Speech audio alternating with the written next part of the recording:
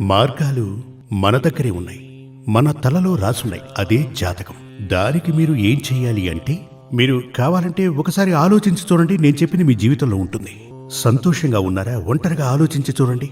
చాలా మంది నా దగ్గరకు వచ్చే వాళ్ళని నేనే జాతకం చూసి అడుగుతుంటాను. పెళ్ళై ఎన్ని సంవత్సరాలైంది? 25 సంవత్సరాలైంది స్వామి. 25 ఏళ్లుగా ఎందుకు ఈ నాటకం ఆడుతున్నారు? అప్పుడే విడిపోయి ఉండొచ్చుగా అని అడిగేవాణ్ణి. అప్పుడు వాళ్ళంటారు, ఏం చేయమంటారు స్వామి, విధి అని. అంటే వాళ్ళు చెప్తున్నది ఏమిటి అంటే, జీవితంలో మనసులో ఎక్కడో దాగున్నటువంటి నిరాశే ఎలా బయటకొస్తోంది అని. ఎందుకు జీవితాన్ని కాల్చుకోవాలి? అంటే జీవితాన్ని ఎందుకు బలి తీసుకోవాలి? జీవితాన్ని పోగొట్టుకోవాలి. అందుచేత వివాహం చాలా ముఖ్యం ఈ జీవితంలో. కామం అనేది మనకు ప్రసాదించింది ఈశ్వరుడే. కామం మనకే కాదు, జంతువులన్నింటికీ ఉంది. కామం లేకపోతే లోభం లేదు. లోభం బయటపడేది కామం చేతనే. కాని సంతోషంగానే ఉండాలి.